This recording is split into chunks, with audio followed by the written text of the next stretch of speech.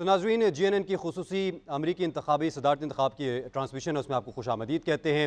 आपसे कुछ देर पहले आपने देखा कि डोनाल्ड ट्रंप ने एक विनिंग स्पीच भी दी, जिसमें उन्होंने जो पॉलिसीज जिनका वो ऐलान करते रहे हैं उनको लेकर चलने का दोबारा से वादा किया, एक बार फिर से दोहराया। और उन्होंने एक ख़ास चीज़ हमने देखी कि जो फर्स्ट लेडी होंगी अब US की, यानी कि प्रेसिडेंट की जो वाइफ हैं, उनको भी ख़ास क्रेडिट दिया। और जो ट्रंप के हामी थे उनकी जानिब से इस बात पर फोकस किया गया कि ट्रंप की फैमिली का उनको सपोर्ट करने में एक बड़ा हाथ है, इस पूरी जीत में उनको भी बहुत ज़्यादा क्रेडिट जाते हैं। हमारे साथ मौजूद हैं जौहर सलीम साहब, साबिक सेक्रेटरी खारजा हैं। गौर सलीम साहब, बहुत मशहूर आपके वक्त के लिए। गौर साहब, हमने देखा कि ये सारी जो सूरत हाल पैदा हुई, जब ये मुकाबला शुरू हुआ, हमने देखा कि कैमला जो है वो हमें थोड़ा सा आगे दिखाई दी, कम मार्जिन था लेकिन हमें दिखाई दे रहा था कि वो आगे आ रही है। लेकिन फिर वक्त के साथ साथ बाजी ऐसी पलटी कि 270 का हिस्सा कहीं पीछे रह गया जौहर साहब, और उसके बाद 277 और अब 300 का फिगर भी क्रॉस करते दिखाई दे रहे हैं हमें डोनाल्ड ट्रंप। तो आप समझते हैं कि जीत में कौन सा ऐसा की फैक्टर था जिसमें ये रोल प्ले किया कि कैमला को इतने बड़े मार्जिन से शिकस्त का सामना करना पड़ा?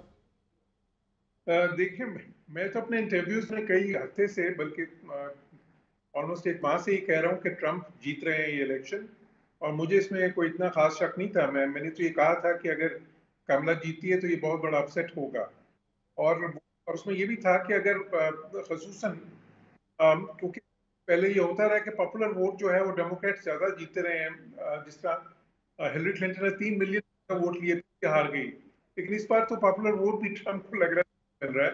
तो इस बार तो इलेक्शन काफी हद तक क्लियर था। तो कमला वो वाला मोमेंटम नहीं बना सकी, वो इश्यूज उस तरह से जो अमरीकी अवाम को ज्यादा, जो उनके लिए अहम है इशू, जिस तरह इकोनॉमी है, इमिग्रेशन है, इसी तरह हेल्थ केयर है, उन इश्यूज पे वो इतना ज्यादा कोई अपना जो है ना आर्टिकुलेट नहीं कर सकी, अपना जो पोजीशन है, अपना मौकफ है, और कोई ऐसा उनको ऐसी उम्मीद नहीं दे सकी जिसकी वजह से कि उनको कोई इतनी सपोर्ट मिलती। तो इसलिए मेरे ख्याल ये एक बिल्कुल क्लियर इलेक्शन था। और हमने देखा कि इसमें ये बात होती थी कि जो स्विंग स्टेट्स हैं, 7 स्विंग स्टेट्स हैं, उसमें जो जीता है वही जीता है हमेशा। बाकी स्टेट्स तो सारी सबको पता होता है कौन से वो डेमोक्रेट्स जीतेंगे और कौन सी जो सी है ना जो वो रिपब्लिकन जीतेंगे, जो डीप ब्लू और डीप रेड होती हैं। तो इस बार स्विंग स्टेट्स हैं वो ज्यादातर जो है स्विंग स्टेट्स ऑलरेडी जीत चुके हैं ट्रंप। तो स्विंग स्टेट्स में इतना मुकाबला हुआ ही नहीं है इस बार। ठीक है। अच्छा, अजहर बिन करीम साहब ने भी ज्वाइन किया, लेकिन जौहर साहब आपसे पूछना चाहूँगा, आप ये समझते हैं कि हमने देखा कि अगर हम फॉरेन पॉलिसीज़ की बात करें, ट्रंप की जो फॉरेन पॉलिसीज़ रही हैं वो उस पर जो डिप्लोमेसी का एक कंटेंट है या डिप्लोमेसी का जो झुकाव है हमें दिखाई दिया है। हम नॉर्थ कोरिया से ताल्लुकात बहाल करने की बात करें, वो एक बड़ा एक वाक़या था जो कि रिपोर्ट हुआ, उस मुलाकात को बहुत ही लाइमलाइट भी मिली। हमने देखा कि डोनाल्ड ट्रंप ने कोशिश की कि जो कशीदगी है, जो जियो पॉलिटिक्स है, उसको उन्होंने खासा फोकस किए रखा, और जो मिडिल ईस्ट हो या ओवरऑल जो एशियन रीजन हो उसमें स्टेबिलिटी को उन्होंने फोकस किया था। आप समझते हैं आगे भी इन्हीं पॉलिसीज़ को वो लेकर चलेंगे? ट्रंप बुनियादी तौर पे एक रियल एस्टेट डेवलपर है, बिजनेसमैन है, तो उनकी कोशिश ये होती है कि वो वो ब्लफ करते हैं काफी ज्यादा। तो उनका वो कहती है ना, जिस तरह वो इंग्लिश में हम कहते हैं कि उनका his bark is worse than his bite. तो वो बातें बड़ी बड़ी कर जाते हैं, लेकिन आखिर में उनकी कोशिश होती है कि बात कहीं बन जाए। तो वो कहीं ना कहीं कोशिश उनकी ये होती है कि वो इशू सेटल हो जाए और बात जंग तक ना पहुंचे या कॉन्फ्लिक्ट तक ना पहुंचे। तो ये हमने उनके पिछले दौर में भी देखा था, और इस दौर में भी ये लगता यही है कि क्योंकि उन्होंने कहा था, आपको याद होगा कि मैं पहले दिन ही आके तो यूक्रेन वाली जंग खत्म कर दूंगा जी। और उन्होंने ये दावा भी किया है कि वो गजा वाली जो जंग है, ये कॉन्फ्लिक्ट जो है, इसको भी खत्म कर देंगे फौरी तौर पे जी। वो आसानी से ना हो, लेकिन इसमें कोई शक नहीं कि वो कोशिश उनकी यही होती है कि वो जंग और ये कॉन्फ्लिक्ट जो है वो उसमें ज्यादा दिलचस्पी उनकी नहीं होती। उनकी कोशिश होती है कि उससे बचें और किसी तरह कोई डील करके ख़त्म करें उसको। ठीक है, जौहर साहब साथ रहिएगा। अजहर साहब, आप सीनियर सहाफ़ी हैं, कैलिफोर्निया से हमारे साथ आपने हमें ज्वाइन किया हुआ है। तो हमने ये देखा है कि हिस्ट्री रही है, जब इस बार हमने जो एक चेंज देखा है, जो खासा एक हमें शिफ्ट दिखाई दिया, जो रवायती रियासतें होती हैं जहाँ पर डेमोक्रेट्स की बर्तरी हमने देखी थी, वो जो एक वॉल थी उसको भी तोड़ दिया गया है रिपब्लिकन की जानिब से। जो रवायती रियासतें थी जो हमेशा से ही डेमोक्रेट्स की सपोर्ट में रही हैं, इस बार उस बैरियर को भी तोड़कर जो ट्रंप है उन्होंने बर्तरी हासिल की है। आप समझते हैं कि लैक किया है कैमला हैरिस ने, उनको जो शॉर्ट टाइम मिला अपनी कैंपेन के लिए, क्या ये एक की फैक्टर था जिसकी वजह से ये शिकस्त का सामना करना पड़ा और इतना बड़ा मार्जिन हुआ कि अपनी जो रवायती स्टेट से उनसे भी हार का सामना करना पड़ा? जी बिल्कुल देखें, कैमला जो है बेसिकली वो तो जब इंतखाबी मुहिम जब शुरू हुई, तो पहले तो आपको पता है कि जिस तरह जो बाइडेन थे वही सदारती उम्मीदवार वो हुए थे, लेकिन उसके बाद जब उनकी जो इश्यूज वो सामने आए, तो उसके बाद कैमला ने जब पहली स्पीच दी तो उस वक्त वो काफ़ी उस वक्त जो पब्लिक में काफ़ी जो है उसको एंटरटेन किया गया। लेकिन बेसिकली देखें, जो उनके बुनियादी इश्यूज थे, उनका भी जो इंतखाबी नारे थे जिसमें उनका बेसिकली था हाउसिंग, हेल्थ केयर, इकोनॉमी, और जो सेकेंडली वो जो इमिग्रेंट्स के हवाले से आपको पता है कि डेमोक्रेट्स हैं, अब वो थोड़ा सा नर्म रवैया रखते हैं, लेकिन जो अपने जो इश्यूज हैं खासकर उन्होंने कुछ खवातीन का वोट भी कैप्चर किया, लाइक जिस तरह राइट ऑफ एबॉर्शन था उस हवाले से। जी। लेकिन जो पोल्स थे वो जो इंडिपेंडेंट पोल्स थे उसके मुताबिक जो नेक टू नेक मुकाबला था। लेकिन जो आपकी बात बिल्कुल दुरुस्त है कि जो उनकी जो अपनी बाज जो पॉकेट्स हैं, वहां से खासकर अर्बन एरिया में तो उन्होंने काफी वोट्स गैदर किए हैं, हम्म। लेकिन ऐसी काउंटीज जो रूरल जो काउंटीज हैं, खासकर जो जॉर्जिया जो इन्होंने विन किया है, इसी तरह जो कैरोलिना, तो उससे काफी जो है हर्ट हुआ है। ये तो बेसिकली यही एक जो बुनियादी वजह बनी है ट्रम्प के जीतने की। हम्म। अच्छा, हमने ये भी देखा अजहर साहब कि ओवरऑल अगर हम ट्रम्प के जो मेन दो उन्होंने अपनी पॉलिसीज़ के सामने जो की फैक्टर्स रखे वो था ट्रेड, और जिस तरह आपने भी बताया कि इमिग्रेशन, और फिर उन्होंने इस बात को वाजे किया क्योंकि एक कयास आराइयाँ शुरू हो गई थी कि गालिबन जो वीज़ा पॉलिसीज़ है उनको स्ट्रिक्ट कर दिया जाएगा दीगर ममालिक से कि बिल्कुल ही इमिग्रेंट्स ना आ सके, लेकिन फिर उन्होंने उसको वाजे किया कि जो लीगल इमिग्रेंट्स हैं उनको हम बहुत ज़्यादा वार्म वेलकम करेंगे, लेकिन जो इलीगल इमिग्रेंट्स हैं जिसकी वजह से अमेरिका की इकॉनमी जो है वो बर्डनाइज हुई है, उसको हमने कंट्रोल करना है। आप समझते हैं कि जो फैक्टर है, अगर हम इसको कंसिडर कर भी लें कि अगर इलीगल इमिग्रेंट्स को वॉश आउट किया जाता है यूएस से, तो उससे बहुत बड़ा इंपैक्ट आएगा अमेरिकन इकोनॉमी पे, क्योंकि हमने ये भी देखा है कि जो बोरिंग का लेवल है उसका हुजम भी बहुत ज़्यादा बढ़ गया जो बाइडेन एडमिनिस्ट्रेशन के दौरान, और अगर हम देखें कि ओवरऑल जो एक्सपेंसेस थे उसको काबू करने में भी ये एडमिनिस्ट्रेशन नाकाम दिखाई दी थी। आप समझते हैं कि ये जो इलीगल इमिग्रेंट्स का इशू है इसको सॉर्ट आउट करने से अमेरिकन इकोनॉमी को फर्दर संभाला मिल सकता है? अजहर साहब से गालिबन रब्ता नहीं हो रहा। जॉर्ज साहब, same question for you sir.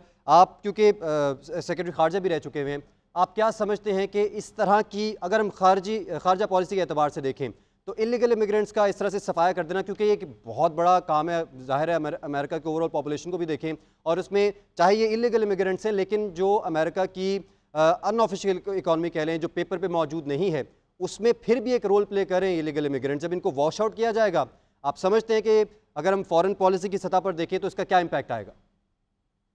जी, ये बहुत, जिस तरह मैंने कहा, ये बिल्कुल इमिग्रेशन जो है ये बड़ा इशू था वहाँ के वोटर्स के लिए, और इसीलिए ट्रंप ने इसको बहुत ज़्यादा हाईलाइट भी किया, और उसमें कुछ वादे भी उन्होंने किए हैं कि जी मैं आते ही मिलियंस जो हैं उनको जो इलीगल इमिग्रेंट्स हैं उनको मैं डिपोर्ट कर दूंगा। लेकिन मेरा ख्याल है कि जिस तरह उनकी बाकी बातें होती हैं ना, जब जी। वक्त आएगा तो इतने लोगों को नहीं कर सकेंगे, मे भी कुछ लाख वो पॉपुलस करेंगे, अप्रोच। लेकिन उसके बाद वो जो है ना फिर कुछ ना कुछ वो सेटलमेंट कर लेंगे इस पे भी। जी। क्योंकि आप सही कह रहे हैं कि उसमें से वो कुछ मैनुअल ऐसे का जो मैनुअल वर्क्स होते हैं जिसपे उनको उनकी जरूरत भी होती है, लेकिन फिर भी वो दिखाने के लिए शुरू में जरूर करेंगे कुछ ना कुछ, कुछ डिपोर्टेशंस करेंगे और कुछ और थोड़ी सी जो पॉलिसीज पे, और खसूसन जो मेक्सिको बॉर्डर है वहां पे वो जो दीवार की बात करते हैं, वहां पे ज्यादा जो है ना गार्ड्स ज्यादा, और में भी वहां पे थोड़ी फौज भेज दें, और इस तरह की एक्शंस करेंगे जिससे लोगों को लगे कि वो इमिग्रेशन के ऊपर सीरियस हैं। लेकिन इवेंचुअली ये 50-60 लोग जो वो कह रहे हैं कि मैं 60-70 लाख लोग वापस भेज दूंगा, तो ये मुमकिन नहीं है, इतने ज्यादा नहीं भेज सकेंगे, कुछ कुछ लाख जरूर भेज देंगे शायद। अच्छा जॉर्ज साहब, यहाँ पर क्योंकि फॉरेन पॉलिसी की भी बात कर रहे हैं तो आपने इसको क्लोजली मॉनिटर भी किया होगा जब ट्रंप का पहला दौर था इससे पहले। बाकी स्टेट्स के साथ तो बहुत अच्छे रवाबित कायम करने की कोशिश करते रहे, यहाँ तक कि रशिया के साथ भी उन्होंने कोशिश की कि बायलैटरल टाइज़ बहाल हो सके, डिप्लोमेटिक टाइज़ बहाल हो सके, लेकिन चाइना के साथ हमने देखा कि वो जो कश्मकश थी वो चलती रही क्योंकि सुपर पावर की रेस थी, जाहिर है। हालांकि चाइना जो है वो अमेरिकन इम्पोर्ट्स का एक बड़ा हिस्सा है, क्योंकि अमेरिकन इंपोर्ट्स में एक बड़ा शेयर है चाइना का। आप समझते हैं कि अब जो फॉरेन पॉलिसी वज़ा की जाएगी या ड्यूरिंग कैंपेनिंग जो भी वो बातें करते रहे हैं, आप समझते हैं कि चाइना फ्रेंडली कोई फॉरेन पॉलिसी भी आएगी या फिर वही एक बोल्ड किस्म की पॉलिसी रहेगी चाइना के लिए? चाइना फ्रेंडली पॉलिसी आने का चांस तो कम है, क्योंकि इस पे देखें एक बाई पार्टीजन इस पे पॉलिसी है, दोनों पार्टीज का इस पे इत्तेफाक है कि चाइना को उन्होंने कंटेन करना है, और चाइना उनके लिए एक खतरा है इक्तिसादी भी और मिलिट्री लिहाज से भी। तो वो पॉलिसी तो वैसे ही रहेगी। ट्रंप ने तो बल्कि एक कदम उनसे भी, डेमोक्रेट से भी आगे गए थे, जिसमें उन्होंने ये कहा है कि मैं तो चाइना पे वो 50-60% तक मैं उन पे उनकी जो एक्सपोर्ट्स हैं अमेरिका को टैरिफ लगा दूंगा। तो अगर वो अच्छा अगेन यही बात है, अगर वो इतना 50-60% लगा दें तो उससे तो नुकसान जो अमेरिकी कंज्यूमर्स हैं उनका भी बहुत ज्यादा होएगा, क्योंकि इवेंचुअली तो पे वही करते हैं। तो शायद उसमें भी बाद में उनका ये कोशिश होती है, अच्छा वो इस तरह करते हैं हमेशा, वो पहले बहुत ही ज्यादा धमकी देते हैं और बाद में कहीं ना कहीं आके नेगोशिएट कर लेते हैं। तो इस चाइना को शुरू में काफी धमकाएंगे, लेकिन मेरा ख्याल है कि बाद में कहीं ना कहीं कोई समझौता कर लेंगे इसी टेररिस्ट वाली बात पे भी। लेकिन जो पॉलिसीज डेमोक्रेट्स की चाइना के बारे में है, चाइना को कंटेन करने के बारे में, वो जारी रहेगी। अच्छा जौहर साहब, इसी से जुड़ा एक बहुत अहम सवाल है, जिस तरह आपने बताया कि बाद में आके कॉम्प्रोमाइज़ कर लेंगे या चलें कोई टेबल टॉक होगी तो कोई दरमियाना रास्ता निकालेंगे चाइना से रेलेवेंट, लेकिन जो ईरान से रेलेवेंट रहा है, हम इसमें सिर्फ क्लास आउट नहीं करेंगे ट्रंप को, बल्कि ओवरऑल जितने भी अमेरिकन प्रेजेंस रहे हैं तो ईरान पे सैंक्शंस भी लगती रही हैं, और ईरान से जुड़े और जो दीगर ममालिक हैं अगर वो उनसे बायलैटरल ट्रेड रखते हैं, किसी किस्म का भी ट्रेड रखते हैं, तो उसको भी जो अमेरिका है वो कंडेम करता रहा है। आप समझते हैं कि ट्रंप इस पॉलिसी को यानी पाकिस्तान के एतबार से को थोड़ा सॉफ्टन करेगा कि अगर पाकिस्तान और ईरान ट्रेड करना चाह रहे हैं, ऑयल की ट्रेड है या और बॉर्डर ट्रेड है, कोई भी ट्रेड है, तो उस पर पाकिस्तान से रेलिवेंट कोई सॉफ्ट पॉलिसी हो या उस पर जो बोल्डनेस है वो थोड़ी कम हो सके? जी, मेरा ख्याल है कि ट्रंप की जो ईरान के बारे में पॉलिसी है वो डेमोक्रेट से भी ज्यादा सख्त होगी। अच्छा, पहले भी ऐसा था कि उनका जो न्यूक्लियर एक मुआहदा किया था, जो डेमोक्रेट्स ने किया था, जिसमें यूरोपियंस भी शामिल थे, जिसको JCPOA कहते थे, तो उसके तहत ईरान पे सैंक्शंस खत्म हो जानी थी। ट्रंप ने जब अपनी पिछली सदारत में आए थे उन्होंने आते ही वो मुआहदा खत्म कर दिया, मतलब अमेरिका उससे विड्रॉ कर गया। तो उनकी जो देखिए वो ट्रंप जो है वो बहुत ही ज्यादा प्रो इजराइल हैं, तो ईरान के खिलाफ जो है ना उनकी पॉलिसी वो डेमोक्रेट से भी ज्यादा सख्त है। अच्छा। तो मुझे इस चीज का चांस कुछ कम नजर आता है कि वो ईरान पे कोई इतना सॉफ्टन होंगे। अगर ईरान पे सॉफ्टन नहीं होते तो क्या उसी से जुड़ा फिर जो जिस तरह पाकिस्तान को भी कहते हैं कि हम इसको डिस्करेज करते हैं कि पाकिस्तान जो है वो ईरान के साथ कोई बायलैटरल टाइज बनाए? हाँ, मुझे लगता है कि वो पॉलिसी शायद जारी रहेगी।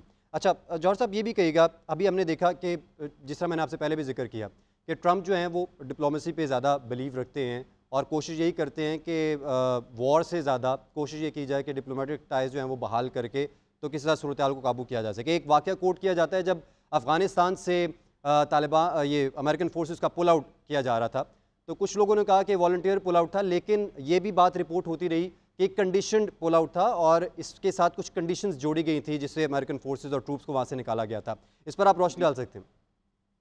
बिल्कुल, उस वक्त ट्रंप ने ये मुआहदा किया था और तालिबान के साथ, और उसमें मेन कंडीशंस यही थी कि अमेरिकन फौज को जब वो वहाँ से इनखला होगा तो उस पर तालिबान उस तरह से अटैक नहीं करेंगे, क्योंकि उसमें खतरा था ना, जब इनखला होता है तो उस मौके पे आप एक वीकनेस होती है, उस मौके पे आपके ऊपर बहुत ज्यादा वो जो है ना जानी नुकसान हो सकता है, क्योंकि एक किस्म की रिट्रीटिंग आर्मी होती है, मतलब उस सेंस में तो नहीं, लेकिन जाहिर है कि वो कोई ये तो नहीं हो रहा था कि वो मैदान जंग में शिकस्त खा रहे थे।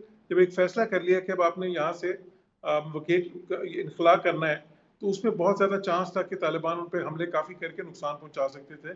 तो वो मुआहदा ये हुआ था कि वो तालिबान इस तरह नहीं करेंगे, और उसके बदले में, और साथ ही ये था कि वो टेररिज्म के बारे में भी एक बात हुई थी कि वो जो है ना टेररिस्ट सेफ हेवन्स वगैरह नहीं बनाएंगे अफगानिस्तान में, जो कि बाद में खैर तालिबान ने उस पर अमल नहीं किया, लेकिन इस हद तक अमल किया था कि उन्होंने बहुत ज्यादा नुकसान नहीं पहुंचाया था, बहुत ज्यादा अटैक्स नहीं किए थे यूएस मिलिट्री पे।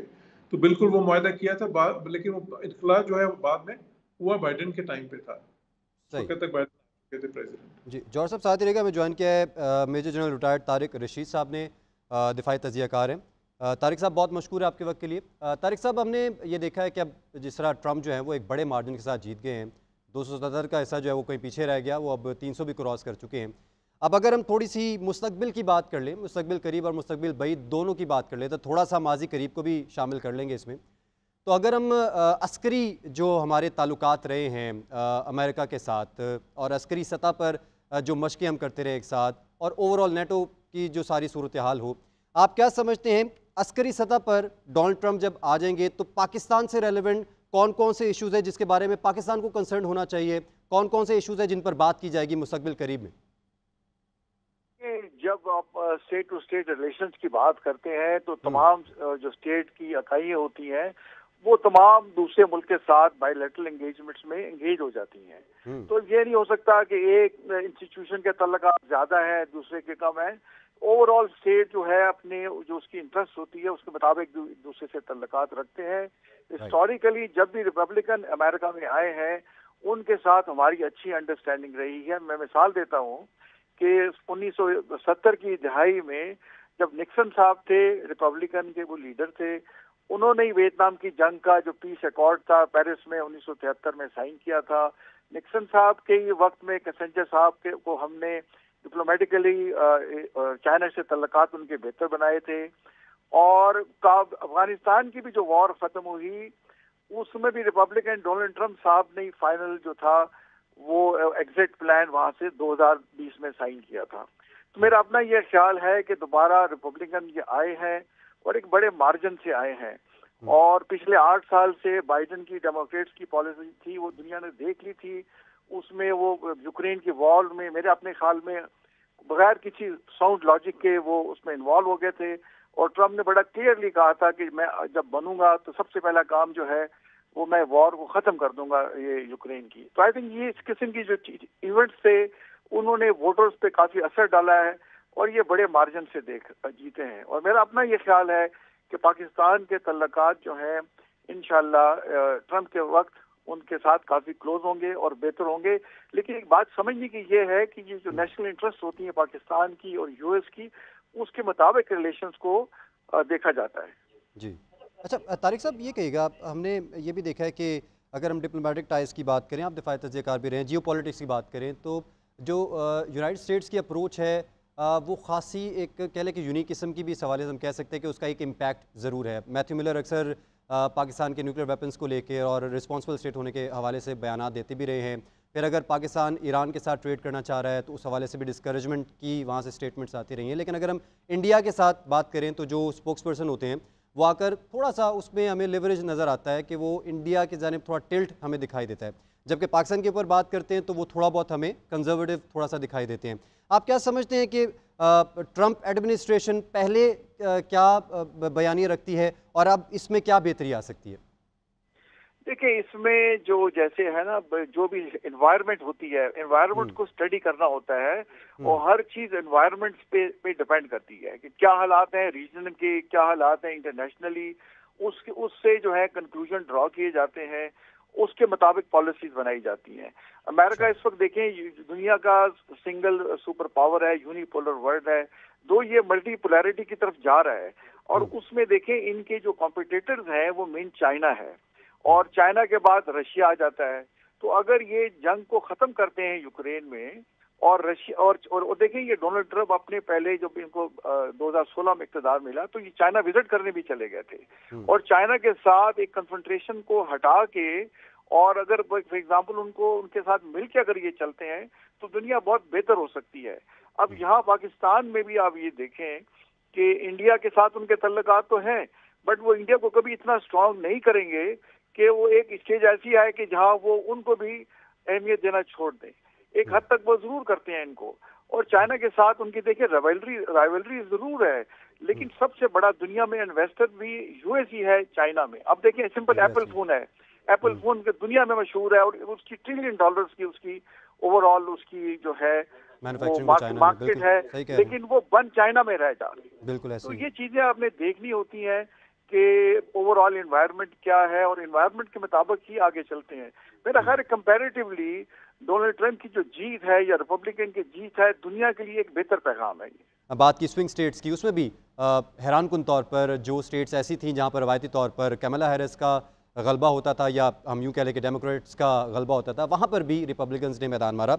हम ट्रांसमिशन के सिलसिले को आगे बढ़ाते हैं। हमारे से मौजूद होंगे ब्रिगेडियर रिटायर्ड वकार खान साहब। खान साहब बहुत मुश्किल है आपके वक्त के लिए। वकार साहब ये कहिएगा, अभी हम बात कर रहे थे डोनाल्ड ट्रंप किस तरह से अपने बायलैटरल टाइज को लेकर चलेंगे, फॉरेन पॉलिसी क्या होने जा रही है, दिफाई पॉलिसी क्या होगी। तो हमने ये देखा कि अपनी कैंपेन के दौरान उन्होंने एक बड़ी बात की कि जब मैं सदर बन जाऊंगा तो ये जो इसराइल और गज़ा की सूरत हाल है इसको ख़त्म करूंगा, इसको बिल्कुल नो वॉर एट ऑल कर दूंगा। आप इस बयान की प्रैक्टिकलिटी को किस तरह से देखते हैं? आई थिंक ट्रम्प का अगर पास्ट रिकॉर्ड भी देखें तो ये प्रेसिडेंट ऑफ पीस ही कहलाता है। अगर आप देखें अफगानिस्तान से जो एग्जिट का फाइनल प्लान था उन्हीं के टाइम पे बना, ऑल द एग्जीक्यूट किया बाइडन ने। और वो रशिया यूक्रेन वॉर, एक्चुअली दो बड़ी वॉर्स का सामना इस वक्त मिडल ईस्ट में एक है और एक रशिया यूक्रेन वॉर। इसका बहुत ज्यादा इम्पैक्ट आ रहा है यूरोप में भी, अमेरिका में भी, डोमेस्टिकली भी। और उसमें आई थिंक एक मेजर शिफ्ट हमें नजर आएगी। ट्रम्प का ये कहना है एक्चुअली कि अगर वो होते तो शायद लड़ाई ना होती। आपको याद होगा कि वो इवन नॉर्थ कोरिया के जो प्रेसिडेंट है उनको भी मिलने चले गए थे। सो ही मैन ऑफ पीस। और उसने करके दिखाया डिस्पाइट के, अगर आपकी बॉडी लैंग्वेज या रिटोरिक देखें तो ऐसे लगता है शायद बड़े अग्रेसिव है। ये जबकि डेमोक्रेट्स जो है वो वॉर की तरफ गए हैं। और इसमें अगर आप कॉस्ट देखें, लेट्स से अफगान वॉर से शुरू कर दें जिसपे भी ट्रम्प को बड़ा इतराज था, इराक वॉर, उसके बाद रशिया यूक्रेन वॉर, ये तकरीबन $3 ट्रिलियन लग चुके हैं अमेरिका के। और अगर इजराइल पैलेस्टाइन कॉन्फ्लिक्ट देखें उसमें भी कह रहे हैं कि ऑलमोस्ट एवरी मंथ जो है इनको $5-6 बिलियन देने पड़ रहे हैं। फिर असला है, इंस्टेबिलिटी है। Trump is a man of business, वो चाहते हैं कि इन्वेस्टमेंट आए अमेरिका में, प्लस से मैन्युफैक्चरिंग हो। तो मेरे ख्याल में ये उम्मीद की जा सकती है, डिस्पाइट के भी जिस नहज पे जा चुकी है गजा और लेट्स से इजराइल की लड़ाई, उसमें ऑलमोस्ट 5 न्यूक्लियर वेपन के बराबर तो ऑर्डिनेंस डिलीवर कर चुका है। और ऑलरेडी एक माहौल भी है कि इंटरनेशनल कम्युनिटी चाहती है कि पीस हो। तो शायद इसमें कोई आई थिंक हेडवे आए। इस तरीके से रशिया यूक्रेन वॉर पे उम्मीद है कि ट्रम्प जो है थोड़ा सा हाथ खींचेंगे और may be because he has a very good relation Putin also, जो उन पे इल्जाम भी लगता है। तो ये दोनों आई थिंक चीजें। बाकी इस इलेक्शन में अगर आप देखें तो अगर 10 बड़े आइटम थे, I just count economy, health care, supreme court है, फिर फॉरेन पॉलिसी वाज नंबर 4। तो उसमें देखा जाए तो रिपब्लिकन्स के लिए ये कोई बहुत बड़ा इशू नहीं था। वायलेंट क्राइम है, इमिग्रेशन, गन पॉलिसी वगैरह, फिर नीचे आप क्लाइमेट चेंज है। तो उस लिहाज से जो है इंटरनली बहुत ज्यादा फोकस है और हमेशा आई थिंक ट्रम्प का रहा है लास्ट टर्म में भी। और बिकॉज ही वांट्स कि पहले अपना घर ठीक करें। इतने आपने अभी लाइक $35 ट्रिलियन का कर्ज है अमेरिका पे, जस्ट इमेजिन।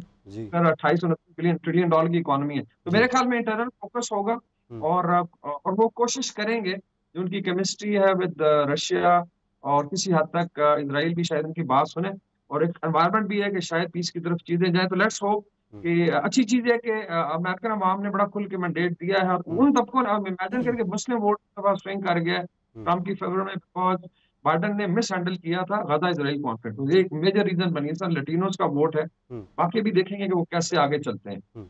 आपने बड़ी अच्छी तरह इशारा किया, ये जो गजा और इसराइल का कॉन्फ्लिक्ट है इसको जो बाइडन एडमिनिस्ट्रेशन ने मिस हैंडल किया, और इस हवाले से तो मुख्तलिफ रिपोर्ट्स भी सामने आती रही हैं। ये कहेगा वकार खान साहब कि हम अगर ये बाइडन एडमिनिस्ट्रेशन की बात करें और उसका जो पूरा टेन्योर रहा है उसमें यूएस और पाकिस्तान जो बायलैटरल टाइज थे, इकोनॉमिक टाइज की बात कर लें, डिप्लोमेटिक टाइज की बात कर लें, आप उस पर अगर रोशनी डालें या उसको कोई रिजल्ट निकालें उसका कि वो कैसा रहा है, उसको ग्रेड करना चाहें तो आप कहाँ ग्रेड करते हैं उसको? जी मेरे ख्याल में एक वर्किंग रिलेशन जरूर था, ज्यादा गर्मजोशी। अच्छा ये ट्रेडिशनल भी है समहाउ। अगर आप देखें रिपब्लिकन आइजनहॉवर के टाइम से आप ले लें, देन यू हैड बुश का टाइम है। तो इस तरीके से बीच में जितने Republican president bye and large somehow Pakistan के साथ जो हालात ऐसे हो जाते हैं, इट्स कोइंसिडेंटल कि अच्छा रहता। डेमोक्रेट्स के टाइम पे हमेशा पाकिस्तान को स्क्वीज किया गया। ये अच्छा एक और था कि जो वकार खान साहब से गालिबन रब्ता जो है वो मुनक़ता हो गया, उनसे दोबारा से ठीक करने की कोशिश करेंगे। वकार साहब आपकी आवाज़ नहीं आ रही। जौहर साहब हमारे साथ मौजूद हैं। अच्छा जौहर साहब, जिस तरह अभी वकार खान साहब भी बता रहे थे कि ये हिस्ट्री रही है, अगर हम अब जिस तरह उन्होंने बताया कि डेमोक्रेट्स जब इक़्तिदार में रहे हैं तो जो फॉरेन पॉलिसी थी वो भी थोड़ी स्क्वीज़ रही। स्क्वीज़ इन सेंस आप ये कह लें कि जो ताल्लुकात थे, जैसे जो थोड़ी बहुत कमज़ोर स्टेट्स आप ले लें, यानी कि ग्रोइंग से अंडर डेवलपमेंट जो होती हैं स्टेट्स, उनके साथ जो ताल्लुकात थे वो उस नहज के नहीं थे जिस तरह के होने चाहिए थे। पाकिस्तान को FDIs की ज़रूरत रही है हमेशा से ही, और जब इन्वेस्टमेंट्स की बात होती थी वहाँ पर मुख्तलिफ सैंक्शंस आ जाती थी या और कोई तहफ़्फ़ुज़ात का इज़हार कर दिया जाता था इस एडमिनिस्ट्रेशन के तरफ से। आप समझते हैं कि क्योंकि फॉरेन पॉलिसी जो वो की रोल प्ले करती है किसी भी स्टेट का जो है वो फ्यूचर तय करने में, अब आप क्या समझते हैं कि कैसी फॉरेन पॉलिसी होनी चाहिए, और अगर हम ख़ास तौर पर शामिल करें पाकिस्तान को? जौहर सलीम साहब। जी बीच में थोड़ा सा आपकी आवाज़ मुनक़ता हो गई थी, लेकिन मैं ये कहूँगा कि देखें ये इत्तेफाक रहा है कि रिपब्लिकन्स के टाइम पे ताल्लुकात जनरली ज़्यादा बेहतर रहे हैं डेमोक्रेट्स की निस्बतन।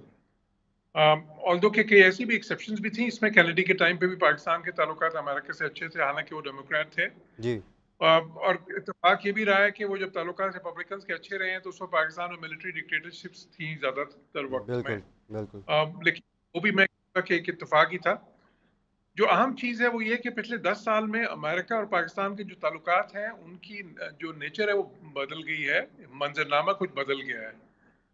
अब जो अमेरिका के इस रीजन के साथ, इस खत्ते में जो उनके मफादात हैं, उसमें इंडिया के साथ जो उनके ताल्लुकात हैं उसकी अहमियत बढ़ गई है पाकिस्तान से ताल्लुकात के मुकाबले में।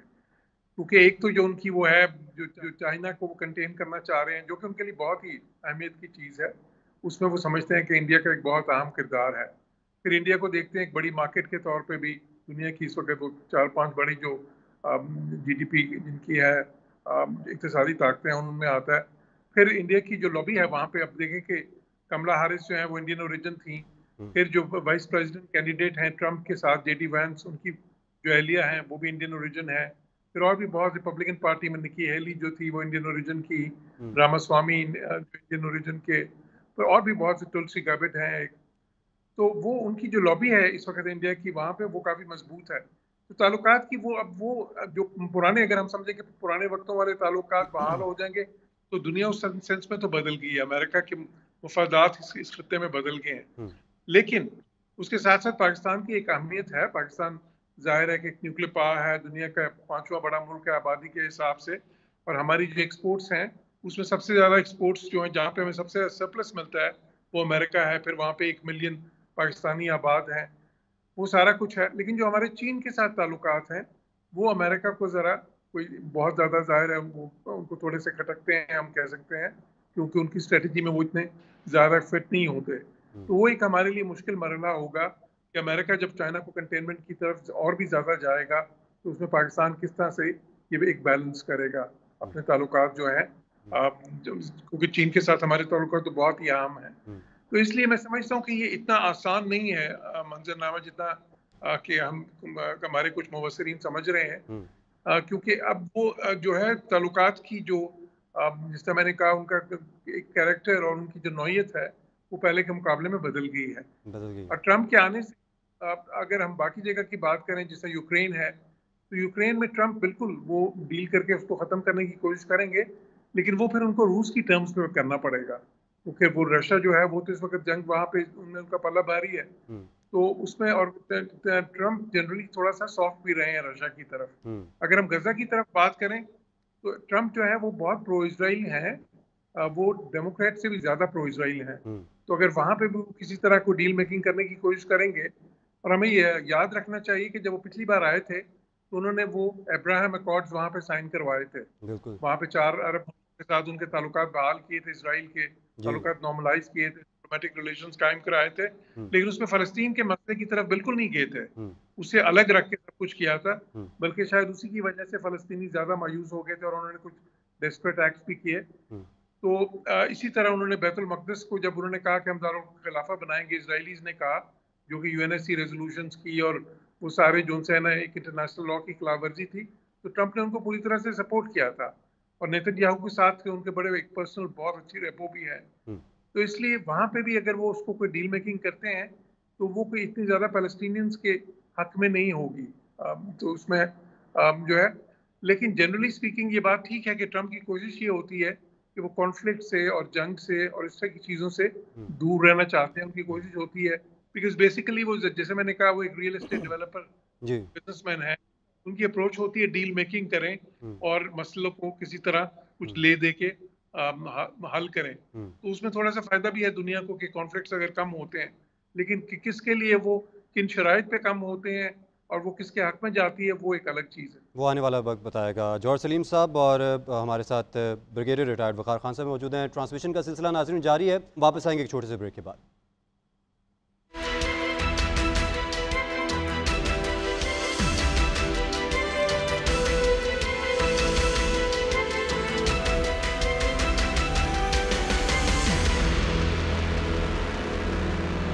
अस्सलामुअलैकुम, JNN के साथ मैं हूँ सादिया सरवर। हेडलाइंस आपने जानी, और आज जैसे कि आपको पता है कि US इलेक्शन है और ट्रंप जीत चुके हैं और 277 इलेक्टोरल वोट वो जीत चुके हैं, और ये बड़ा अहम मार्का था और डोनाल्ड ट्रंप की जानिब से जिस तरह से कैंपेन की गई, जिस तरह से वो पुरअज़्म नज़र आए और जिस तरह से उन्होंने कैंपेन की और उन्होंने अपने वोटर को कायल करने में भी काफ़ी कामयाब रहे। और जब वो वोट कास्ट करने भी गए थे तब भी उन्होंने मीडिया से बात करते हुए यही कहा था कि मैं जिस तरह का ये इलेक्शन देख रहा हूँ, पहले कभी इस तरह का इलेक्शन नहीं देखा। और जिस तरह से उन्होंने अपनी कैंपेन की और जिस तरह से उन्होंने अपनी पॉलिसी को बताया, वोटर्स को कायल किया, ये बहुत ज़्यादा टर्निंग पॉइंट था। अगर हम 2020 की बात करें, जब तब तो ट्रंप हार चुके थे, लेकिन अब की जो उनकी पॉलिसी थी वो काफ़ी मैच्योरिटी बेस्ड थी और जिस तरह से उन्होंने टर्न आउट किया और इसके अलावा उन्होंने काफ़ी ज़्यादा चेंजेस भी लाने के दावे वादे भी किए। और जब वो स्पीच भी आज कर रहे थे तो उन्होंने तमाम अवाम का शुक्रिया अदा किया और उन्होंने कहा जितने भी चैलेंजेस हो गए हम उसके ख़िलाफ़ निपटे भी गए और जो मैंने दावे वादे किए हैं उसके ऊपर प्रैक्टिकली अमल दरामद भी किया जाएगा। ये बड़ी अहम बात की गई है उनकी तरफ से। और डोनाल्ड ट्रंप ने ये भी कहा कि हम अमरीकी अवाम का शुक्रिया भी अदा करते हैं और जिस तरह से उन्होंने अपने एतमाद का इज़हार किया, मुझ पे एतमाद किया। और ये बहुत बड़ी बात है, अमरीकी इलेक्शन का बहुत बड़ा असर होता है। और अमरीकी इलेक्शन जिस तरह से आज हो रहे हैं, जिस तरह से कवरेज की जा रही है और डोनाल्ड ट्रंप जीत चुके हैं, एक बहुत बड़ी फतह है डोनाल्ड ट्रंप की जानिब से। और जिस तरह से उन्होंने अपनी कैंपेन चलाई और वोटर्स काफ़ी ज़्यादा खुश हैं और जिस तरह से वो एतमाद का इज़हार करें, ये बहुत ही बड़ा पॉइंट है। आपको बताएं कि ये बहुत बड़ी कैंपेन चल रही है। और इसी पर मज़ीद बात कर लेते हैं, सैयद काजी साहब हमारे साथ मौजूद हैं। सर, क्या कहेंगे, आज बहुत बड़ा मार्का हुआ है, डोनाल्ड ट्रंप जीत गए हैं, किस तरह से देख रहे हैं आप? ये वैसे तो एक्सपेक्टेड था ही, लेकिन ये है कि बहरहाल he has pulled out a great victory. मेरा माइक आवाज़ आ रही है? अच्छा, तो मैं ये कह रहा था कि वो एक बहुत बहरहाल लग रहा था कि पूरी जो वहाँ पे एस्टेब्लिशमेंट है उनके हमायत में नहीं है, मगर इसके बावजूद ही pulled out a big victory, big victory. और अभी तक मेरा ख्याल में अभी यानी शिकस्त कंसीड करने से पहले ही इन्होंने अपनी फतह का ऐलान कर दिया है। तो बहरहाल इट्स अ बिग चेंज, क्योंकि कहा यह जा रहा है कि शायद तारीख़ के ये दूसरे ऐसे सदर हैं अमेरिका के जो एस्टेब्लिशमेंट की मर्ज़ी से नहीं जीते। इससे पहले जॉन एफ कैनेडी के बारे में कहा जाता था। तो बहरहाल ये एक बड़ा बिग इवेंट है। और जिस तरह हम, तो हमारे साथ लोग और भी मौजूद हैं, शाजी अनवर चीमा साहिबा हैं, ब्रिगेडियर मसूद साहब हैं, फैज़ रहमान साहब हैं और जौहर सलीम साहब हैं। तो चलें, शाजी अनवर चीमा साहिबा, कल जो हम बात कर रहे थे उसमें ये था कि ये जो एक डिसकॉन्टेंट थी जो एक्यूमुलेटेड, हम देख रहे हैं कि 1974 के बाद जो लिविंग स्टैंडर्ड्स हैं वो बुरी तरह से नीचे रूबा जवाल रहे। फिर 2008 का रिसेशन आया, फिर 2020 का रिसेशन आया और फिर हमने देखा कि बिल्कुल एक प्रो इशराफिया नज़रियात थे और अमेरिका का जो ड्रीम था वो आम आदमी के लिए शैटर होता चला गया। तो एक तअस्सुर ये भी था और जिस पे हमने कल बात भी की थी कि ये शायद उसका एक रिएक्शन भी आया है। इसको अगर मैं ये कहूँ कि जिस तरह हमारे यहाँ PTI डिस्पाइट ऑल ऑड्स एक सिंगल लार्जेस्ट पार्टी बन गई थी और वो भी शायद उस रिएक्शन के तौर पर बनी जो यहाँ PPP और PMLN ने लोगों के साथ सलूक किया।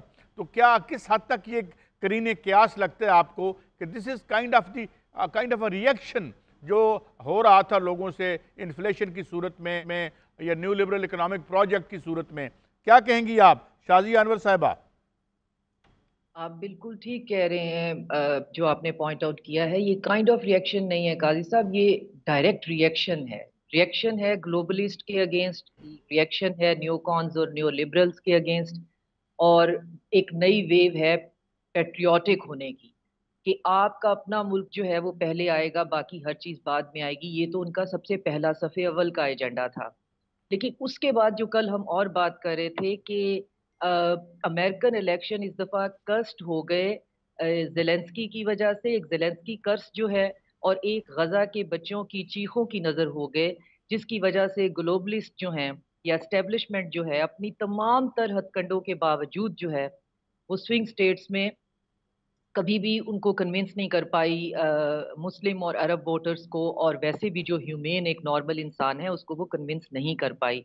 और ये इस बात का नतीजा है कि आपकी जो हेजमोनिक पॉलिसीज हैं और वॉर्स फॉर एवर वॉर्स जो हैं, ये अमेरिकन अब अपने टैक्स पेयर्स के ऊपर बिल्कुल भी नहीं लड़ना चाह रहे हैं। उनका इंटरेस्ट ही नहीं है कि आप अमेरिकन बॉर्डर से बाहर जाएं। ट्रंप की जीत हमें ये बताती है। उनका इसमें कोई कंसर्न ही नहीं है कि आप यूक्रेन के अंदर प्रॉक्सी वॉर जीतें या ना जीतें। आप रशिया को या पुतिन को पसंद करते हैं या नहीं करते, चाइना को आप कंटेन करना चाहते हैं या नहीं करना चाहते, ईरान आपके लिए एग्जिस्टेंशियल थ्रेट है या नहीं है। उनके प्रॉब्लम है उनके डोमेस्टिक प्रॉब्लम्स, और उनके डोमेस्टिक प्रॉब्लम क्यूमुलेट हो गए जब ये बहुत ज्यादा ट्रंप ने अपनी कैंपेन में शामिल किया कि जी मैं तो ना जंग करना चाहता हूँ, मैं ना जंग की तरफ जाना चाहता हूँ, वगैरह वगैरह। तो वो सारी चीजें मिलकर एक बात साबित करती हैं कि चाहे वेस्टर्न मीडिया जितना सिंडिकेटेड प्रोपोगेंडा कर ले कि हमास जो है वो टेररिस्ट है और गजा में जेनोसाइड नहीं हो रहा है और इसराइल के पास राइट ऑफ सेल्फ डिफेंस है, हर चीज साबित हो गई है कि मेन स्ट्रीम जो सिंडिकेटेड अलाइंड मीडिया है वो आपको सही तस्वीर नहीं दे रहा होता, और लोग खामोश जरूर होते हैं, आप उनको बेवकूफ नहीं बना सकते हैं।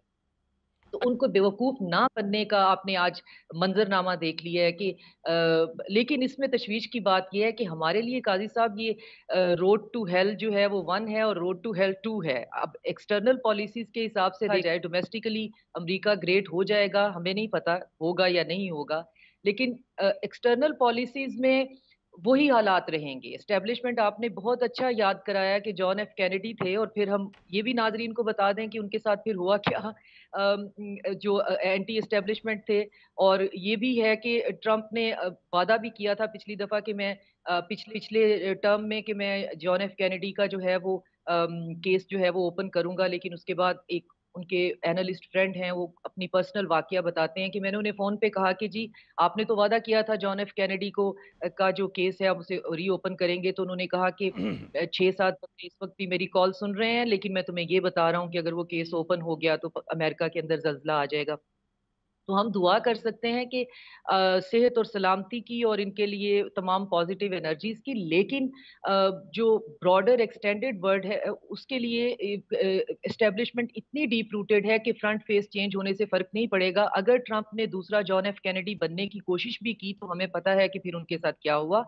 और कल आप देखें 24 घंटे में आपको माइक पॉम्पियो दोबारा सीन पे नजर आते हैं, और वो बहुत ज्यादा हॉकिश हैं ईरान के मामले में, रशिया के मामले में। तो अगर दोबारा से वही चेहरे जो हैं वो सामने आ जाते हैं जो पिछली दफा इनको एस्टेब्लिशमेंट के साथ एसिमिलेट कर गए थे, जॉन बोल्टन थे, अगर वही फेसेस दोबारा आ जाते हैं सामने जो कि एस्टेब्लिशमेंट में डीपली रूटेड है और डिफेंस मिनिस्टर बन जाते हैं पॉम्पियो, तो फिर कोई चेंज हमें दिखाई देती हुई नजर नहीं आएगी। उसका मतलब ये एक इलेक्ट्रल इशू था टैप करने के लिए लोगों की एंगर को। मैं आगे बढ़ता हूँ, फिर दोबारा आपकी खिदमत में हाजिर हूँगा। मेरे साथ ब्रिगेडियर मसूद साहब, बहुत शुक्रिया, और जौहर सलीम साहब ने भी हमें ज्वाइन किया है। अमली तौर पर भी जो बात शाजिया साहबा ने की है कि इतना बड़ा फैलाव है, अमेरिका के कितने अड्डे हैं और इतना बड़ा मिलिट्री इंडस्ट्रियल कम्प्लेक्स है, 900 बिलियन डॉलर की एक मैशत है। And you know as I quoted somebody yesterday कि war is terrible but it is terribly profitable, और वार कैपिटलिज्म पे पूरी मैशत खड़ी है अमेरिका की। क्या कर पाएगा ट्रंप जो है, और वही फिर जो हाकिश आएंगे और वही पॉलिसी रहेगी। बस ये इलेक्ट्रल इशू था। ब्रिगेडियर साहब, आप ये लास्ट आवाज कट रहे थे, अगर काइंडली रिपीट करें लास्ट वाले। मैं ये अर्ज कर रहा हूँ कि जिस तरह अभी शाजिया अनवर साहिबा ने कहा कि ये जो एक उन्होंने इलेक्ट्रल इशू बनाया अमेरिका फर्स्ट वाला, तो अमेरिका फर्स्ट तो अमेरिका तो खड़ा ही मिलिट्री इंडस्ट्रियल कम्प्लेक्स पे है। वार कैपिटलिज्म को बुनियाद बना लिया उन्होंने दूसरी जंग अजीम के बाद कि जनाब जंग हो तो हमारी प्रॉस्पेरिटी बढ़ती है। तो एक इस मफरूज़े पे ये चलते रहे, मगर तो क्या इस सब को रोल बैक कर सकेगा जिस तरीके से वादे किए हैं जनाब ट्रंप साहब ने कि जी अमेरिका फर्स्ट होगा, ज़ेलेंस्की फारिग होगा और नेटो को फारिग होगी। Do you think it is feasible and possible for him? जी हाँ, देखिए अभी एक बात जो इम्पोर्टेंट है कि डिसीजन में जो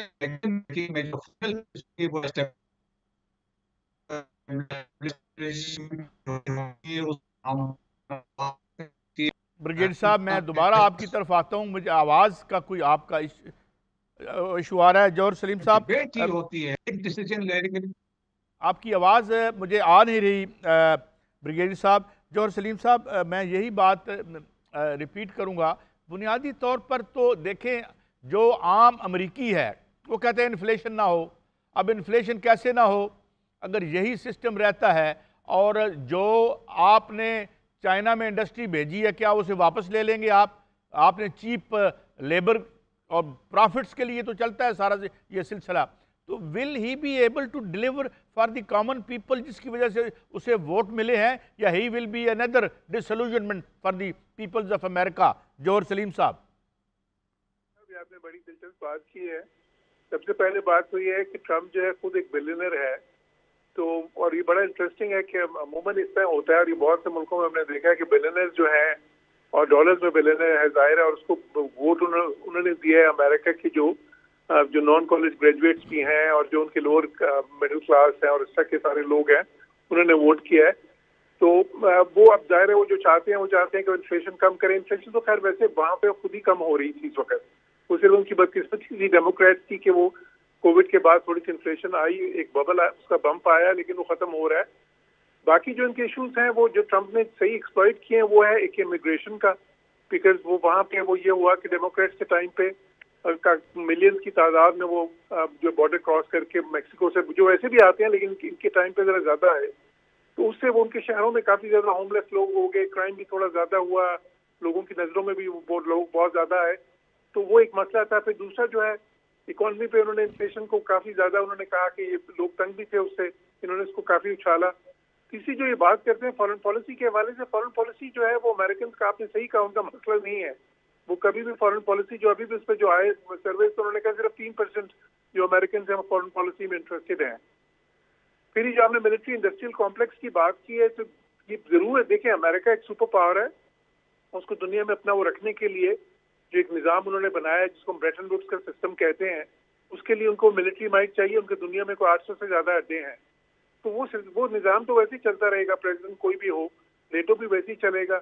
जौहर सलीम साहब, आप मेरे साथ रहिए, मेरा राब्ता बहाल हुआ है ब्रिगेडियर मसूद साहब से। शुक्रिया ब्रिगेडियर साहब। ब्रिगेडियर साहब, हम यही बात कर रहे थे मैडम से भी और ये भी कि ये जितनी इलेक्शंस हो रहे हैं आजकल, या ये जो इलेक्शन हुआ है, क्वालिटेटिवली क्या फ़र्क है होगा?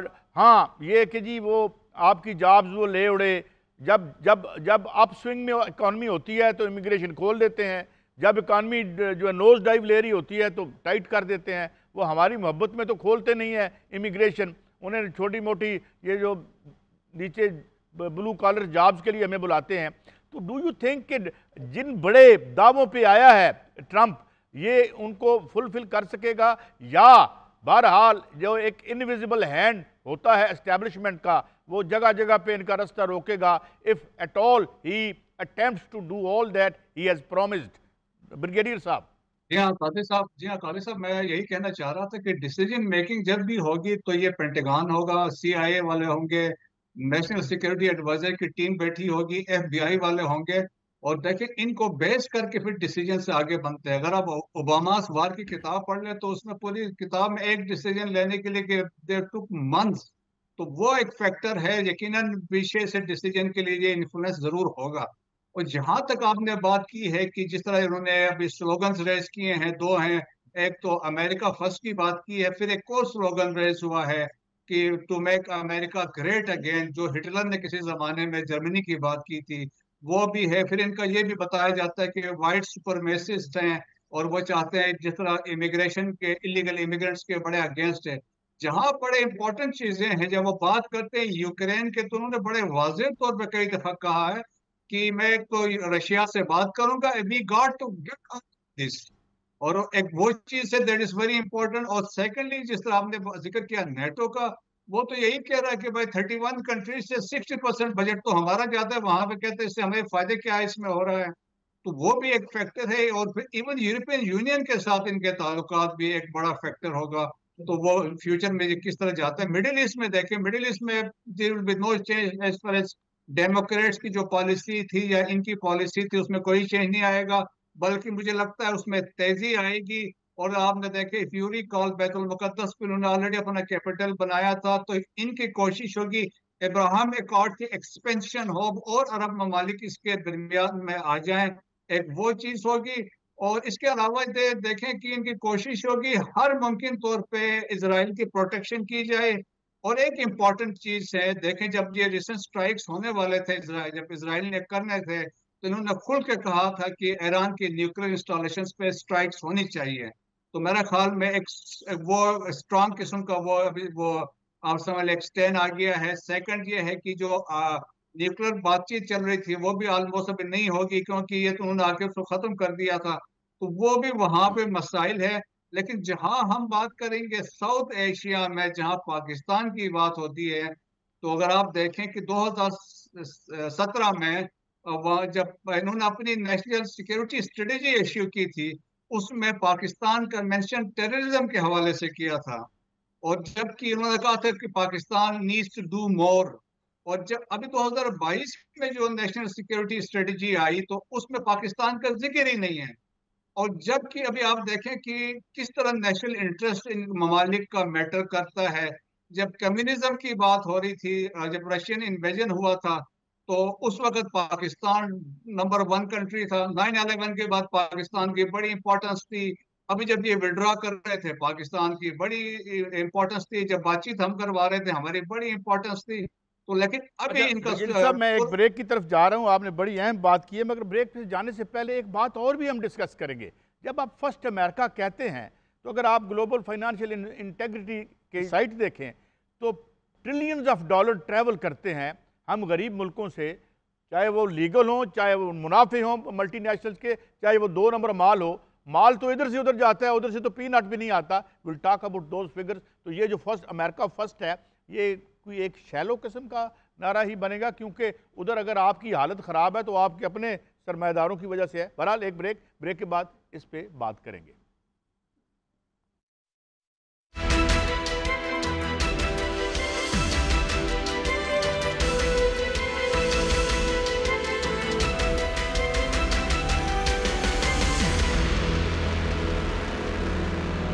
शाजी अनवर साहबा, जो मैं ब्रेक से पहले बात कर रहा था कि बुनियादी तौर पर दुनिया में जहाँ जहाँ इन्होंने फ़ौज फैला के रखी है, जितनी दुनिया के ज़राए पैदावार हैं उन पर वो कब्ज़े की जंग है, मंडियों की जंग है। जो आर्टिफिशियल इंटेलिजेंस हो या जो तरक्की हुई है, उसके बाद इंटरनल मंडी सहारा ही नहीं दे सकती उस सारी इंडस्ट्री को। तो फिर ये प्रोटेक्शनिज्म अब कैसे होगा?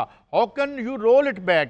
क्योंकि बात यह है कि इसमें एक और बात भी बहुत बड़ी है कि भाई अगर एक पुर्जा अगर फिनलैंड में बन रहा है किसी नोकिया का, तो पैक वो उधर हो रहा है। तो इससे पहले हमने देखा कि कितना बड़ा क्राइसिस कोरोना में आ गया था, जब सप्लाई चेन्स टूट गई थी। तो ये आइडिया बुनियादी तौर पर अमकाना नहीं है, कीपिंग इन व्यू जिस तरीके से दुनिया का एक ग्लोबलाइज्ड इकोनॉमिक सिस्टम डेवलप हुआ है। तो इसमें क्या करने जा रहे हैं ट्रंप साहब? शाजिया साहबा साहब, आप बहुत ही क्रिटिकल जो है, बहुत ही आपका क्वेश्चन जो है वो हमेशा जीरो पॉइंट होता है और बहुत सही तरफ आप इशारा कर रहे होते हैं। आपका इशारा बिल्कुल दुरुस्त तरफ है कि अब थोड़ी सी देर हो गई है। अब अगर हम देखें कि ये जिस प्रोटेक्शनिज्म की या एक्सक्लूसिव होने की बात कर रहे हैं, उसमें थोड़ा सा इन्होंने देर कर दी है। अब और ग्लोबल स्फेयर पे और पार्टनर्स भी सामने आ गए हैं। हम ये भूल नहीं सकते हैं कि अभी पिछले महीने ही ब्रिक्स समिट हुआ है कजान में, जिसमें एक ही राउंड टेबल पे 36 कंट्रीज बैठे हुए हैं और वो सारे के सारे वही सताए हुए लोग हैं जो इनकी ग्लोबल हेजमोनिक पॉलिसीज के अगेंस्ट जो है वो सर्वाइवल की जंग जो है वो लड़ना चाहते हैं। वो दुनिया का न्यू सिक्योरिटी अरेंजमेंट चाहते हैं, न्यू इकोनॉमिक रिफॉर्म करना चाहते हैं, न्यू सिविलाइजेशन इनिशिएटिव की बात कर रहे हैं। इनकी लिबरल डेमोक्रेसी, ग्रेटर गुड और for the sake of human future और ह्यूमैनिटी के नारे जो हैं, अब वो दुनिया के अंदर सिवाय जंग लाने के, तबाही लाने के और कुछ नहीं कर सके हैं। अब ये अपनी इकोनॉमी को कैसे ठीक करने वाले हैं, जबकि यूक्रेन की वॉर ने यूरोप की इकोनॉमी बर्बाद करके रख दी है, वहां पे डी इंडस्ट्रियलाइजेशन हो गई है। इनकी अपनी इकोनॉमी सारी की सारी जो है वो वॉर इकोनॉमी है। तो इसमें यूरोप को ये बिल्कुल तनहा छोड़ना चाह रहे हैं। वहां पे एक अजीब किस्म का पैनिक है कि हमने तो कभी जिंदगी में सोचा ही नहीं है कि हम इस बैसाखी के अलावा भी जिंदा रह सकते हैं, तो अब हम क्या करेंगे। वो एक बिल्कुल डिफरेंट चैप्टर है। लेकिन अमेरिका के लिए ग्रेट अगेन बनने के लिए सबसे पहले तो उसको अपने टैक्स पेयर्स का पैसा अमेरिका के अंदर ही रखना है। ये जो एक वो अभी बात कर रहे थे एम्बेसडर साहब के, ब्रेटन वुड इंस्टीट्यूशंस जो हैं वो अपना जो है वो रीबूट है, वो डिक्लाइन पे जा रहे हैं। वो IMF, वो सारा कुछ, बात ये हो रही है कि 70% से ज्यादा आबादी तो अपना न्यू जो है वो ग्लोबल फाइनेंशियल सिस्टम और अरेंजमेंट की बात कर रही है। तो आप तो वैसे ही इररेलीवेंट होने वाले हैं विद इन 1 और 2 डेकेड। तो आपका सर्वाइवल अब इसमें है कि अब आप चंद साल जो हैं वो पॉज लें जंगों से कम से कम, और अपनी इकोनॉमी पे ध्यान दें। और ये जो आपने एक फार्सिकल एक थिएटर ऑफ अब्सर्ड पूरी दुनिया के सामने बनाया हुआ है कि आप जो हैं वो अमेरिकन एक्सेप्शनलिज्म है या आप एक्सक्लूसिव हैं और आप पूरी दुनिया के सबसे बड़े हेजमॉन हैं, वो आप नहीं हैं। वो आपने ईरान पे अटैक करके देख लिए, आपने 3 हमले प्लान किए थे पहले के बाद आपको पता चल गया कि ईरान के पास, इवन ईरान के पास ऐसा एयर डिफेंस सिस्टम है कि आप सेकंड और थर्ड जो है वो अटैक उस पर नहीं कर सकते थे। आप उसको, वो आपके लिए अननोन था। आप रेड सी में हूथियों का मुकाबला नहीं कर रहे, वहां पे ट्रेड जो है वो रुकी हुई है। तो रियलिटी चेक का टाइम है, और ट्रंप ने यही कहकर लोगों के साथ सिमुलेट किया है, यही कहकर उसने लोगों के साथ अपना एक कनेक्टिविटी बनाई है कि मैं रियलिटी चेक है, मैं इन फॉर एवर वॉर्स और इस इन हेजमोनिक प्रोजेक्ट की वजह से पूरी दुनिया के सामने अमेरिका जो है, एक आम अमेरिकी के लिए जो नफरत है, जो एक आम अमरीकी के लिए दिल के अंदर एक बुरा जज्बा है या ख्याल है, उसका आम अमरीकी हकदार नहीं है, उसका उसमें कोई कसूर भी नहीं है। तो चीज़ों को मैं थोड़ा सा कंटेन करूंगा। लेकिन अगेन जब मैंने कल पूरे सिनेरियो पे माइक पोम्पेयो को देखा है, तो मुझे ये लगा है कि नहीं, या तो फिर इस्टेब्लिशमेंट के साथ आप एसिमिलेट होते हैं या एलिमिनेट हो जाते हैं। तो होप कहाँ से आ सकती है? होप हमारी वही है, ग्लोबल साउथ की होप हमारी हमारी जो है वो हमारे अपने इनिशिएटिव्स में है। यहाँ की अपनी इमर्जिंग पावर्स जो नया सिक्योरिटी अरेंजमेंट और नया सिविलाइजेशन और इकोनॉमिक अरेंजमेंट ला रही हैं, हमारी उसमें ही है। इनकी टक्कर उससे है। ये जो ब्रेटन वुड इंस्टीट्यूशन है, उनकी टक्कर कजान की डिक्लेरेशन से होने वाली है। और ये बात नहीं है कि इनको रियलाइजेशन नहीं है, इनको बहुत ज्यादा इस बात की रियलाइजेशन भी है। आप देखें, जिस चीज की इनको बहुत रियलाइजेशन होती है, इनका मेन स्ट्रीम मीडिया उसको कवर नहीं करता है ना। इसलिए कजान जो समिट है वो भी सिर्फ पुतिन की कॉन्फ्रेंस थी। उस पे कजान समिट की बात नहीं हो रही थी कि दुनिया के 36 ममालिक जो हैं वो वहां बैठकर हमसे सताए हुए अपनी अपनी जो है वो अपना फ्यूचर सोच रहे हैं। और जिस फ्यूचर के अंदर वो मल्टीपोलैरिटी की बात कर रहे हैं, एक मल्टीपोलर मल्टी नोडल वर्ड जो कि इंटरनल सॉवरेनिटी और सिविलाइजेशन की लेकिन माफी चाहता हूँ, मैं इंटरजेक्ट कर रहा हूँ, मगर जो आपने ऐसी बातें की, I can't resist asking another question. मगर जोर सलीम साहब, आपसे मैं बात कर रहा हूँ, 2 बातें की उन्होंने। ये जो ब्रेटन वुड ट्रीटी था या वाशिंगटन कंसेंसस था, ये हमें लेके बैठ गया।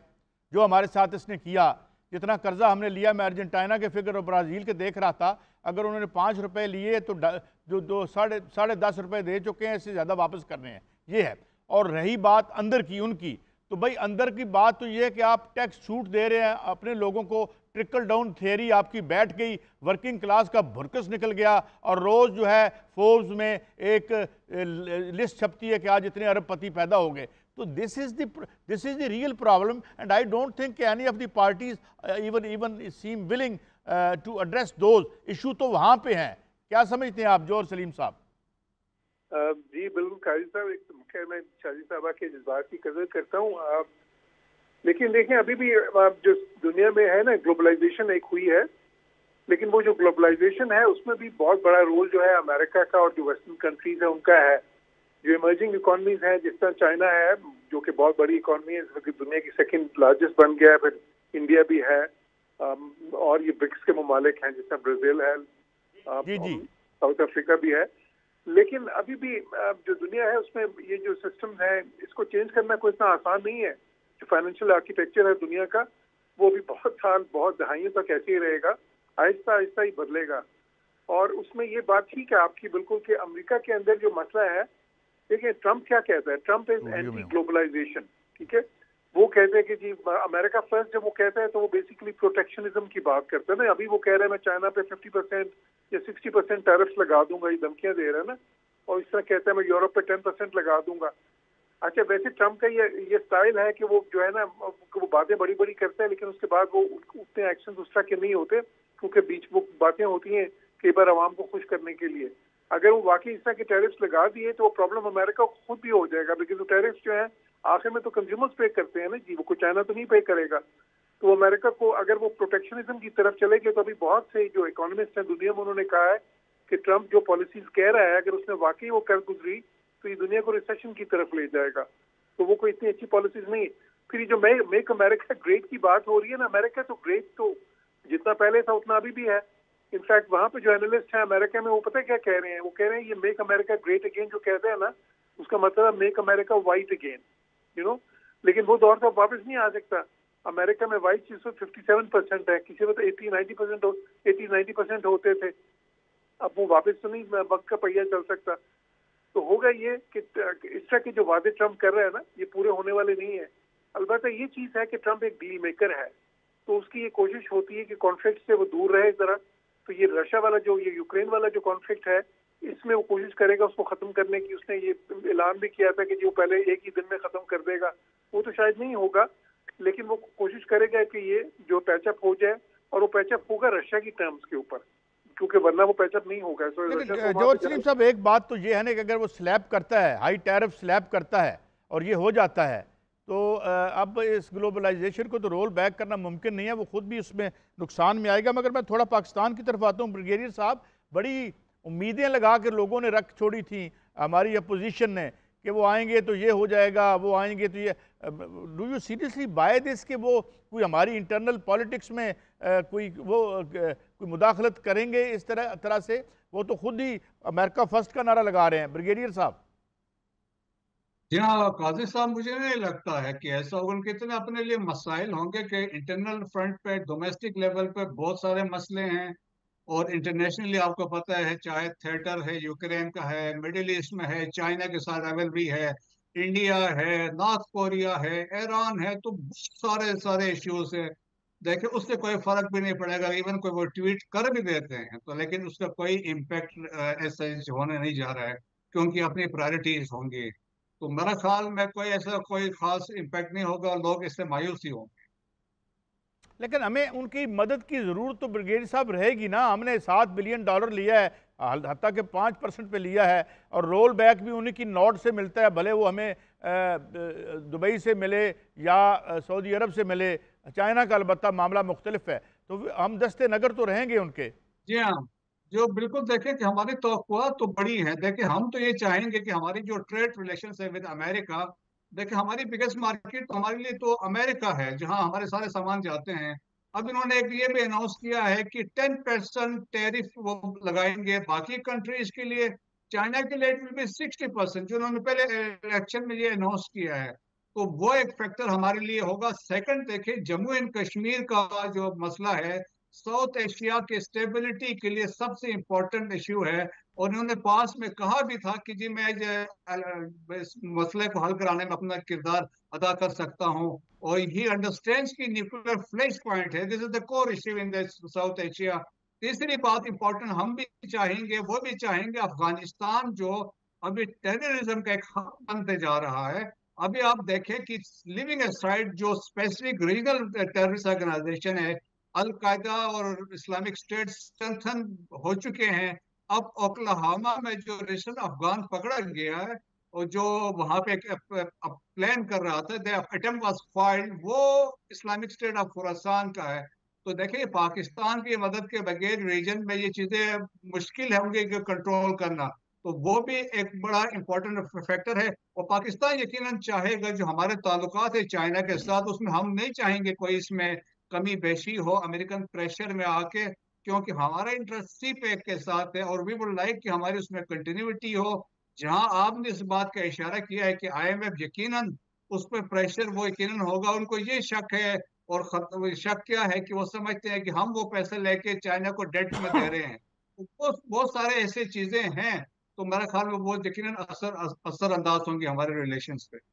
अच्छा शाजी साहब, आप इससे इत्तेफाक करती हैं कि ये जो मिलाइज है, जो बीमारी है मैशत की, एक सिस्टेमिक फेलियर है पूरी दुनिया में हम देख रहे हैं। जर्मनी की हालत देखें, उसकी कारों की सेल गिर रही है। बरतानिया में जो है वो नस्ली फसादात शुरू हो रहे हैं और ज़ाहिर है उनकी बुनियाद के और तह में तो मैशत ही होती है। तो बुनियादी जो वेस्ट का मसला है वो उनका अपना माशी निज़ाम नहीं है। जो हम देखते हैं कि जो रूबा जवाल है 2008 के बाद जो उसकी एल शेप होती है रिकवरी, और 2020 के बाद तो उन्होंने कहा जी ये के शेप है, गोया नीचे और थोड़ी सी ऊपर नीचे है। तो बुनियादी मसला तो इंटरनल और इकनॉमिक नहीं है, जिसकी वजह से रोज़ाना गवर्नमेंट जो है बरतानिया की तब्दील हो रही है, हमें पता ही नहीं होता आज वज़ीर आज़म कौन है और कल कौन होगा। डोंट यू थिंक कि उन्हें अंदर देखना चाहिए अपने? भाई साहब, ये जियो इकोनॉमिक्स और जियो पॉलिटिक्स बहुत बुरी तरह से मिक्स हो गई हैं। ये उनके अजीब से मिश मैश की सेंचुरी इसको कहा जा सकता है। यूरोप का जो आप बात कर रहे हैं, जर्मनी का डी इंडस्ट्रियलाइजेशन होना या फ्रेंच डी इंडस्ट्रियलाइजेशन होना या यूके के अंदर जो है वो इन्फ्लेशन का ज़्यादा हो जाना या कियर स्टार्मर की हुकूमत कहा जाना दूसरे मायनों में, ये सारी की सारी बातें इनकी एक्सटर्नल पॉलिसीज से मिली हुई हैं। अगर ये रशिया पे सैंक्शंस ना लगाते तो जर्मनी और रशिया का जितना भी जो भी ट्रेड है वो आपस में एक दूसरे के ऊपर बहुत ज़्यादा डिपेंडेंट है दोनों साइड से। ये अगर नॉर्थ स्ट्रीम ना उड़ाते खुद, ये अगर यूक्रेन के अंदर प्रॉक्सी वॉर ना शुरू करते, ये अगर अपना सारे का सारा जो है आर्सेनल जो है वो यूक्रेन के अंदर ना झोंक देते और एक ऑब्सेशन का शिकार ना हो जाते, तो ये सारी चीज जो है जियो इकोनॉमी जियो पॉलिटिक्स में मिक्स हो गई है। अब हो यूरोप में ये हो रहा है कि सारी की सारी वो पार्टी वो political Saji Anwar Cheema Sahib, it's always enlightening to talk to you and और शुक्रिया to be on our show। जनाब ब्रिगेडियर साहब आपका बहुत शुक्रिया। जनाब जौहर सलीम साहब, नाज़रीन हम समझने की कोशिश कर रहे हैं कि ये जो एक इतनी बड़ा बज़ाहिर एक ज़लज़ला और तब्दीली आई है ये कितना बड़ा है या नहीं है। बहरहाल अमेरिकन एस्टेब्लिशमेंट को एक धचका तो दे दिया ट्रंप साहब ने, मगर इसके नतीजे क्या निकलेंगे इस पर हम बात कर रहे हैं, बात करते रहेंगे। अब खबरें होंगी और खबरों के बाद हमारी ये ट्रांसमिशन जारी है, हमारे साथ रहिएगा।